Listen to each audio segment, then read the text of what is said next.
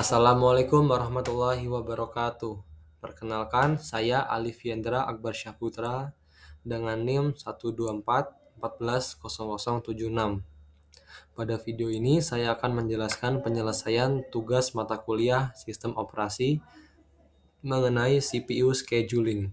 Pada tugas ini saya akan menganalisis 4 algoritma penjadwalan yaitu FCFS, SJF non-preemptive, STC, dan round robin. Selain itu juga, saya akan merancang sebuah skema multi-level feedback queue.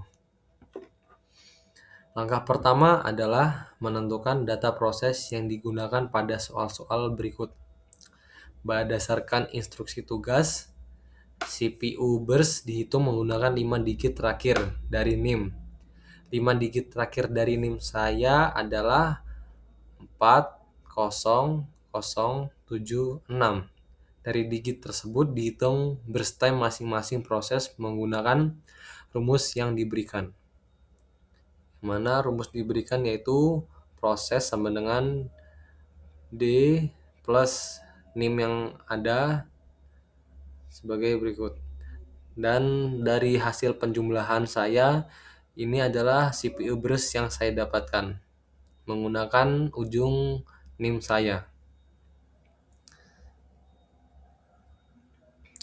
Dari data tersebut, yang mana arrival time 0 itu CPU burst-nya yaitu 5, arrival time 1 CPU burst-nya 2, arrival 2 CPU burst-nya 3, arrival 3 CPU burst-nya 8, dan arrival time 6 CPU burst-nya 8. Selanjutnya saya akan menjelaskan algoritma pertama, yaitu FCFS atau first come first serve. Pada algoritma ini, proses dijalankan berdasarkan urutan kedatangan. Proses yang datang lebih dahulu akan dieksekusi terlebih dahulu hingga selesai tanpa preemption. Pada kasus ini, proses pertama yang dijalankan adalah P1, yang mana dari waktu 0 hingga waktu 5. Setelah proses 1 selesai, proses kedua pun dieksekusi, yaitu dari 5 sampai 7, lalu selesai, proses 3 baru dieksekusi, dan proses 4, 5, dan seterusnya. Dari gancan tersebut kemudian dihitung turnaround time dan response time untuk setiap prosesnya sebagai berikut. Rumus turnaround time yaitu completion time dikurang arrival time, yang mana proses 1-nya yaitu 5, proses 2-nya 6, proses 3-nya 8, proses 4-nya 15, proses 5-nya ada 20. Dari data tersebut dihitung rata-ratanya turnaround-nya yaitu 5 plus 6 plus 8 plus 15 plus 20 dibagi 5. Maaf, ini salah. Seharusnya 10,8.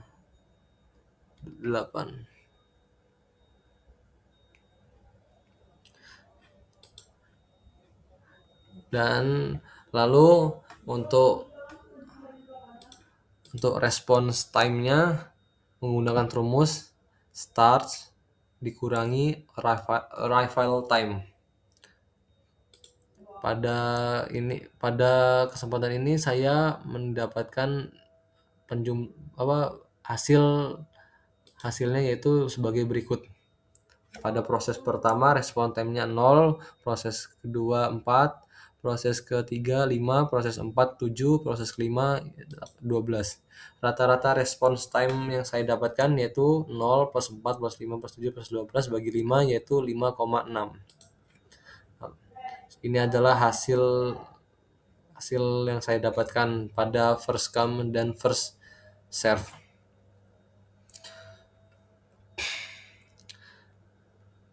Algoritma berikutnya adalah SJF atau Shortest Job First Non-Preemptive. Pada algoritma ini, proses yang dipilih adalah proses yang burst time paling kecil dari proses yang tersedia di ready queue. Dalam kasus ini, urutan eksekusi yang dihasilkan ternyata sama dengan FCFS.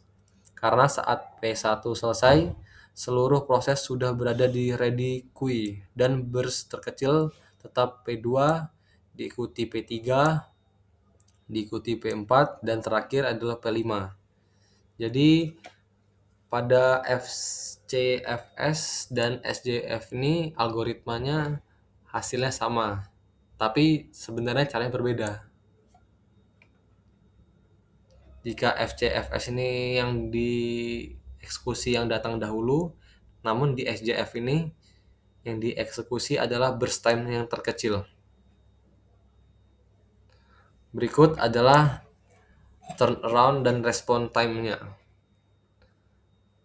Respon time pertama pada SJF ini ada sama dengan FCFS dan juga turnaround-nya sama dengan FCFS. Jadi tidak perlu saya hitung kembali, namun ini ada kesalahan teknis. Sudah saya benarkan. Selanjutnya adalah STCF atau Shortest Time to Completion First, yang merupakan versi primitif dari SJF. Pada algoritma ini, proses yang memiliki sisa waktu eksekusi paling kecil akan dijalankan. Jika ada proses baru datang dengan burst time yang lebih kecil, maka proses yang sedang berjalan dapat dihentikan sementara. Sebagai contoh, pada awal P1 mulai dijalankan, namun ketika P2 datang dengan burst time yang lebih kecil, CPU langsung berpindah ke proses kedua hingga selesai. Yang mana harusnya P1 ini langsung kelima kan. Nah, pada 1 udah langsung dipotong, langsung masuk ke proses kedua. Dan hingga selesai. Proses kemudian dilanjutkan dengan proses yang memiliki sisa waktu terkecil berikutnya, yaitu P3 hingga selesai dan lalu disambung dengan P1. Barulah P1 ini selesai dan dilanjut dengan P4 dan P5. Dengan cara ini biasanya turnaround time dan dapat menjadi lebih kecil karena proses pendek diselesaikan lebih cepat. Mari kita coba lihat di turnaround dan respon time-nya. Pada STCF ini turnaround-nya yaitu yang pertama 10, P2 2, proses ketiga 4, proses keempat 15, proses kelima adalah 20. Turnaround-nya yaitu 10 plus 2 plus 4 plus 15 plus 20 dibagi 5, yaitu didapatkan 10,2. Lalu response time-nya yaitu proses ke-1 adalah 0, proses kedua adalah 0, proses ketiga adalah 1, proses keempat adalah 7, dan proses kelima adalah 12. Lalu dihitung rata-rata response time-nya yaitu 0 plus 0 plus 1 plus 7 plus 12 dibagi 5 didapatkan yaitu 4. Bisa dilihat dari tabel-tabel ini bahwa turnaround-nya lebih kecil dan respon time-nya juga lebih kecil dibanding FCFS dan SJF. Dikarenakan burst time-nya dieksekusi lebih dahulu yang lebih kecil. Algoritma terakhir itu adalah round robin. Pada algoritma ini, setiap proses diberikan jatah waktu eksekusi yang disebut time quantum. Pada soal ini, time quantum yang digunakan adalah 3 unit waktu. Proses akan dijalankan selama kuantum tersebut, dan jika belum selesai, maka proses akan dipindahkan ke belakang antrian. Dengan mekanisme ini, setiap proses mendapatkan kesempatan menggunakan CPU secara bergiliran. Setelah menghitung semua algoritma tersebut, Kemudian dilakukan perbandingan berdasarkan rata-rata turnaround dan response time. Round robin bisa dilihat complication-nya pertama dapat adalah 10 0 sampai 3 8 10. Jadi completion-nya yaitu 10 P1 yaitu 10 dan P2 5 langsung diselesai 5, P3 8. P4 yaitu 24 bisa dilihat di sini.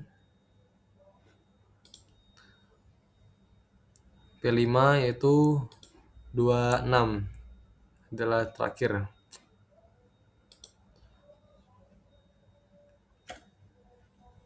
Lalu kita hitung menggunakan rumus turnaround, yaitu completion time dikurangin arrival time. Pada proses pertama turnaround-nya yaitu 10, proses kedua 4, proses ketiga 6, proses keempat 21, proses kelima 20. Rata-rata turnaround pada round robin ini yaitu 12,2, lebih besar ya dibanding algoritma sebelumnya. Dan response time-nya yaitu proses pertama 0, kedua 2, ketiga 3, keempat 7, kelima 7.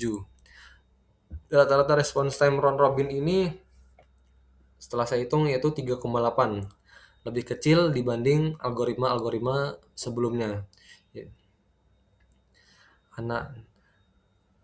Setelah menghitung semua algoritma tersebut, kemudian dilakukan perbandingan berdasarkan rata-rata turnaround dan response time, diperoleh sebagai berikut.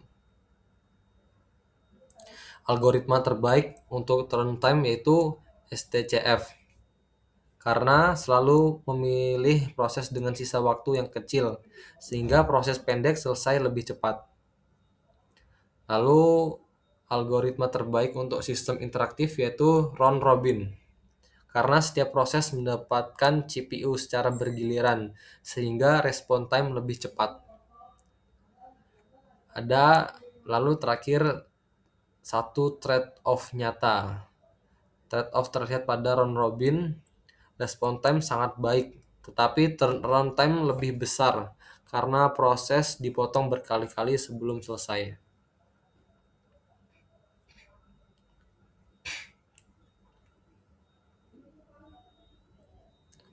Selanjutnya, saya merancang skema multi-level feedback GUI dengan 3 level antrian. Queue pertama memiliki prioritas tertinggi dengan time quantum 2. Menggunakan algoritma round robin. Lalu queue kedua memiliki prioritas sedang atau menengah dengan kuantum 4 dan dieksekusi menggunakan round robin. Dan queue ketiga memiliki prioritas paling rendah dan kuantumnya sudah tidak ada, lalu dieksekusi menggunakan FCFS.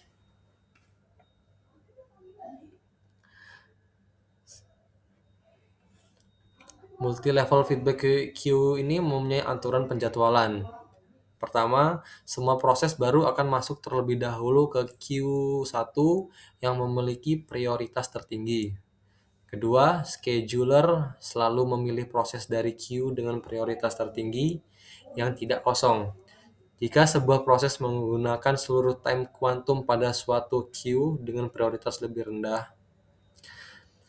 Lalu keempat, jika proses selesai sebelum kuantum habis, maka proses tetap berada pada queue tersebut. Pada queue ketiga, proses dijalankan menggunakan FCFS sampai selesai. Sebagai kesimpulan, setiap algoritma scheduling memiliki karakteristik yang berbeda. STCF lebih efisien dalam meminimalkan turnaround time.